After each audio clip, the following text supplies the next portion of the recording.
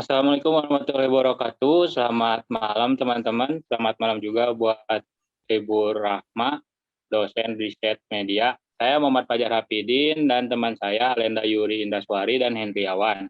Kami dari kelompok 1 akan menjelaskan tentang teori hipodermik atau teori jarum suntik. Langsung aja. Teori ini dikenal juga dengan teori peluru, bila komunikator dalam hal ini media massa menembakkan peluru yakni pesan kepada halayak. Dengan mudah halayak menerima pesan yang disampaikan media. Teori ini makin powerful ketika siaran radio Orson Welles pada tahun 1938 menyiarkan tentang invasi makhluk dari planet Mars, menyebabkan ribuan orang di Amerika Serikat panik. Teori ini berkembang di sekitar tahun 1930-an hingga 1940-an. Teori ini mengasumsikan bahwa komunikator yakni media massa digambarkan lebih pintar dan juga lebih segalanya dari audiens. Teori-teori ini memiliki banyak istilah lain. Biasa kita sebut hypodermic needle atau teori jarum suntik, bullet teori atau teori peluru, transmission belt theory atau teori sabuk transmisi. Dari beberapa istilah lain dari teori ini dapat kita tarik satu makna, yaitu penyampaian pesannya hanya satu arah dan juga mempunyai efek yang sangat kuat terhadap komunikan. Selanjutnya akan dilanjutkan oleh teman saya, Hendriawan. Silakan. Oke, selanjutnya tokoh penemu teori. Dalam konteks komunikasi massa, studi mengenai efek media massa diawali pada sekitar tahun 1920-an dan tahun 1930-an. Teori jarum hipodermik merupakan teori pertama pada umumnya mencoba untuk menjelaskan efek media terhadap khalayak massa. Teori yang digagas oleh Harold Laswell pada tahun 1920 ini dikenal dengan berbagai nama sebagai diutarakan oleh berbagai peneliti komunikasi, yaitu teori peluru oleh Wilbur Shahram, teori jarum hipodermik oleh David K. Berlo, dan teori stimulus respon oleh Melvin Devler dan Rockach. Lalu selanjutnya asumsi teori dasar. Harold Laswell mencoba untuk meneliti efek media massa dan apa yang dipikirkan oleh khalayak massa yang hidup pada masa itu. Menurut pengamatan Laswell, pada kisaran tahun 1920-an dan 1930-an, media memiliki efek sangat kuat bersifat langsung dan segera terhadap khalayak massa. Ia percaya bahwa khalayak bersifat pasif dan rapuh. Dengan menggunakan metafora sebagai sebuah referensi, Laswell menjelaskan beberapa asumsi dengan membandingkan media dengan sebuah peluru. Ia menyatakan bahwa pesan media massa seperti peluru yang ditembakkan dari sebuah senjata. Begitu pula dengan pesan media yang ditembakkan ke dalam pikiran khalayak massa, menghantam secara langsung pikiran khalayak massa dengan menggunakan pesan-pesan media massa. Nah, asumsi teori ini berpendapat bahwa media memiliki efek terhadap khalayak massa bersifat langsung secara segera dan sangat kuat. Studi mengenai efek media massa yang berkembang selama rentan tahun 1920-an dan 1930-an ini menunjukkan bahwa teori jarum hipodermik merupakan salah satu yang menggambarkan efek media massa yang sangat kuat. Nah, pesan-pesan media massa berperan sebagai peluru atau jarum yang menembak secara langsung ke dalam pikiran setiap individu dan memiliki konsekuensi mengubah perilaku khalayak massa. Ini intisari asumsi teori jarum hipodermik sebagai berikut. Yang pertama, ada manusia memberikan reaksi yang seragam terhadap stimuli atau rangsangan. Lalu yang kedua, pesan media secara langsung menyuntik atau menembak ke dalam kepala dari setiap anggota populasi. Lalu yang ketiga, pesan diciptakan sedemikian rupa agar dapat menciptakan respon atau tanggapan yang diinginkan.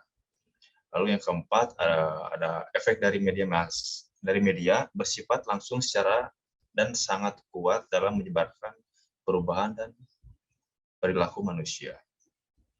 Lalu yang terakhir, masyarakat atau publik tidak memiliki kekuatan untuk menghindari dari pengaruh media. Lalu selanjutnya akan dilanjutkan oleh Alenda. Nah, di sini saya akan menjelaskan contoh penggunaan teori hipodermik pada media. Pada iklan air mineral yang bermerek Aqua, di mana pada saat produk air mineral ini dipublikasikan, secara langsung bisa mempengaruhi asumsi halayak bahwasanya air mineral itu adalah Aqua. Sehingga sampai saat ini Aqua sudah terdoktrin di ingatan halayak, walaupun sudah banyak merek-merek air mineral yang bermunculan, tapi masyarakat tetap mengenal aqua sebagai air mineral. Sebenarnya contoh-contoh lain juga masih banyak. Contoh yang lain itu seperti brand Tipex. Itu Tipex semacam cairan penghapus tulisan pada dari ballpoint yang bermerek Tipex. Tapi orang-orang tuh menganggap Tipex tuh jenisnya, bukan brandnya gitu. Walaupun sudah banyak merek lain yang bermunculan, tapi orang lain tetap menganggap bahwa Tipex itu adalah satu jenis yang sama. Nah, jadi kesimpulannya itu pada media adalah hypodermic teori atau biasa yang disebut dengan teori jarum suntik. Artinya media massa sangat mempunyai kekuatan penuh dalam menyampaikan sebuah informasi. Jadi apapun pesan yang disiarkan oleh media bisa dengan sendirinya dapat berpengaruh pada halayak.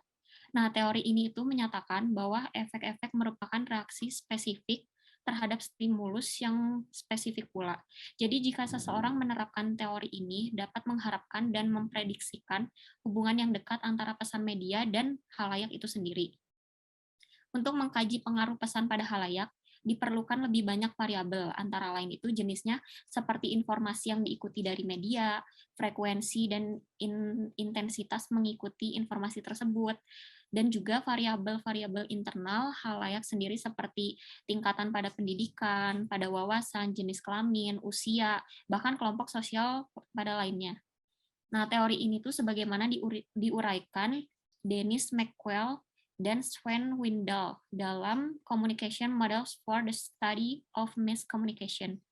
Nah, yang pertama itu, jadi di sini ada 3 elemen. Yang pertama, stimulus atau rangsangan dalam wujud-wujud pesan informasi. Yang kedua, organisme yang tidak lain merupakan halayak yang berkedudukan sebagai penerima pesan itu sendiri. Dan yang ketiga, respon yang memiliki efek yang dipastikan muncul sebagaimana yang dikehendaki oleh pemberi pesan. Nah, selanjutnya saya akan sedikit menjelaskan beberapa judul penelitian. Yang pertama, itu ada pengaruh tayangan program iLook Net TV terhadap perubahan perilaku model SZ Management di Surabaya. Nah, jadi program Net TV ini ditujukan kepada keluarga dan pemirsa muda. Net juga memiliki slogan yaitu televisi masa kini. Net TV ini memiliki program magazine, show, majalah TV yang salah satunya programnya yaitu iLook Net TV ini. Jadi iLook itu merupakan program yang membahas berbagai pernak-pernik atau style atau apapun yang berhubungan dengan penampilan. Nah, dari ujung kepala sampai ujung kaki. Jadi program ini tuh memiliki tips fashion yang bermanfaat dan juga menjadi acuan fashion bagi masyarakat Indonesia. Termasuk untuk anak-anak mudanya ya. iLook ini sendiri itu tayang pada hari Sabtu dan Minggu pukul 10:30 sampai jam 11. Jadi acaranya tuh hanya sebentar. Jadi dia hanya menyampaikan berbagai tips yang yang pembawa acaranya itu Kimi Jayanti dan Safira sebagai naratornya. Nah, kalau SZ Model Manajemen Surabaya ini tuh adalah salah satu sekolah model muslimah yang berada di Surabaya. Sekolah model ini tuh didirikan pada tanggal 19 Februari 2015. Founder dari SZ Model Manajemen Surabaya itu adalah Suci dan Zahra. Jadi nama SZ sendiri itu diambil dari gabungan nama founder yang dulunya adalah seorang model muslimah yang gemar mengikuti ajang-ajang pemilihan model dan mendapatkan banyak prestasi di bidangnya. Jadi mereka itu mempunyai visi dan misi. Salah satunya visinya menghasilkan model yang berbakat dalam potensi diri dan memiliki perilaku yang baik di lingkungan masyarakatnya. Kalau misinya, yaitu menghasilkan lulusan model muslimah yang mampu bersaing untuk memasuki agensi model ternama di Indonesia. Jadi tayangan program iLook ini tuh sangat berpengaruh signifikan pada perubahan perilaku model SZ Management di Surabaya. Bagaimana cara mereka menerapkan tayangan-tayangan yang disajikan oleh iLook itu sendiri pada kehidupan sehari-harinya. Jadi tujuannya untuk membuktikan apakah tayangan program iLook Net TV dapat berpengaruh terhadap perubahan perilaku model SZ Model Management di Surabaya. Nah, kesimpulannya, jadi iLook adalah program yang membahas berbagai pernak-pernik yang berhubungan dengan penampilan, mulai dari kepala hingga ujung kaki. Program ini juga memberikan info referensi dan tips fashion yang bermanfaat dan dapat menjadi acuan mode atau style pada era masa kini. Nah, yang kedua juga berdasarkan teori jarum hipodermik yang tadi sudah dijelaskan, bahwa pesan-pesan komunikasi yang ditayangkan oleh program iLook kepada model SZ manajemen yang heterogen dapat diterima secara langsung. Yang artinya itu, para model akan terbius oleh suntikan pesan yang disampaikan oleh tayangan program iLoop. Jadi mereka akan menerima pesan secara langsung apa yang diinfokan oleh iLoop yang ada di Net TV. Selanjutnya juga ada lagi penelitian yang lainnya yang akan dijelaskan oleh Fajar. Judul penelitian yang berikutnya yaitu pengaruh konten vlog dalam YouTube terhadap pembentukan sikap mahasiswa ilmu komunikasi Universitas Informatika dan Bisnis. YouTube merupakan salah satu bentuk media sosial yang berbasis video yang mulai naik daun sejak 5 tahun yang lalu. Dilansir dari statistik dalam situnya sendiri, YouTube memiliki lebih dari 1 miliar pengguna yang merupakan hampir sepertiga semua pengguna internet. Hingga Maret 2015, pembuat konten di YouTube sudah mengunggah 10.000 video. Karena membuat akun atau channel di YouTube dan meraih pelanggan atau penayangan bisa menghasilkan uang. Lama-kelamaan, makin banyak orang yang membuat akun YouTube yang membuka kesempatan sebagai lapangan pekerjaan. Maraknya vlog di media sosial menjadi tontonan rutin para anak muda. Fenomena ini juga muncul dalam kalangan mahasiswa, lebih khususnya mahasiswa ilmu komunikasi di Universitas Bisnis dan Informatika. Vlog sudah menjadi pembicaraan dan tren yang marak.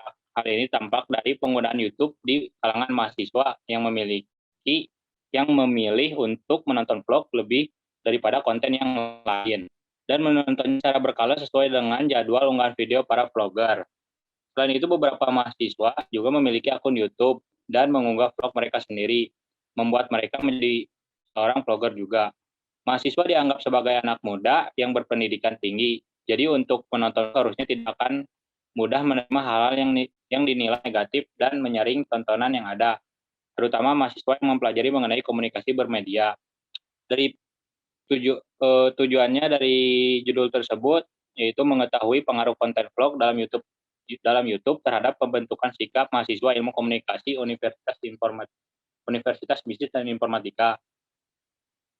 Kesimpulannya, nilai kolerasi yang didapat adalah kuat dan positif. Positif maksudnya terjadi hubungan searah antara konten vlog dan sikap mahasiswa. Bila konten vlog sering ditonton, maka akan terjadi pembentukan sikap pada mahasiswa ilmu komunikasi. Pembentukan sikap yang terjadi adalah sikap yang positif dengan maksud karena para mahasiswa senang dan gemar menonton vlog, ingin mencoba hal-hal yang ada dalam vlog, bahkan memiliki keinginan untuk menjadi vlogger. Selanjutnya, judul selanjutnya akan dilanjutkan oleh Hendriawan. Ya, untuk judul selanjutnya, pengaruh iklan teri versi telepon ke luar negeri lebih murah di televisi terhadap keputusan membeli. Nah, jadi iklan teri versi lain adalah iklan kartu seluler teri versi telepon ke luar negeri lebih murah. Yang ditonjolkan di situ adalah si Agus yang bukan siapa-siapa dengan logat bahasa Jawanya yang begitu kental sebagai endorse-nya. Jadi iklan tersebut adalah sebuah demo everybody can call anywhere. Single-minded message-nya adalah telepon ke luar negeri, siapa aja sekarang bisa. Hal inilah yang sengaja diangkat oleh kartu seluler Tri untuk memposisikan produk di tengah-tengah para kompetitor lainnya, yaitu dengan menampilkan iklan televisi dengan mengangkat budaya Jawa. Karena konsumen Indonesia cenderung memiliki short-term memory yang lebih domain, dan masyarakat Indonesia adalah kelompok yang memiliki tingkat sosial budaya serta norma yang kuat. Iklan ini dibuat oleh HCPTI versi telepon ke luar negeri lebih murah di televisi merupakan iklan yang syarat akan unsur budaya lokal. Hal ini dapat dilihat dari penggunaan logat bahasa Jawa dan bukannya salah satu kota yang penduduknya menggunakan bahasa Jawa sebagai bahasa sehari-hari adalah kota Yogyakarta. Kota Yogyakarta ini merupakan pusat bisnis dan pusat pendidikan yang ada di Provinsi Daerah Istimewa Yogyakarta.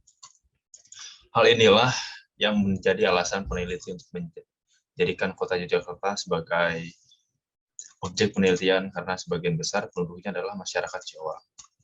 Melihat fenomena iklan tersebut yang cukup banyak menyita perhatian khalayak, membuat penelitian ini meneliti sejauh mana iklan kartu seluler versi telepon ke luar negeri lebih murah di televisi mempengaruhi sikap masyarakat Kota Jakarta dalam mengambil keputusan untuk membeli.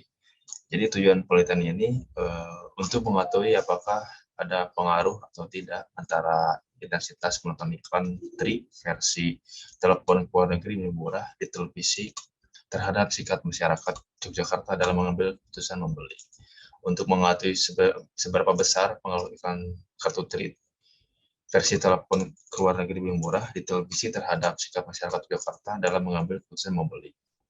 Jadi kesimpulannya, keputusan membeli kartu TRI yang dilakukan oleh masyarakat Yogyakarta setelah melihat iklan TRI versi telepon ke luar negeri lebih murah dipengaruhi oleh variabel sikap terdiri dari 3 komponen, yaitu afektif, kognitif, dan behavior dengan tingkatan pengaruh yang berbeda-beda.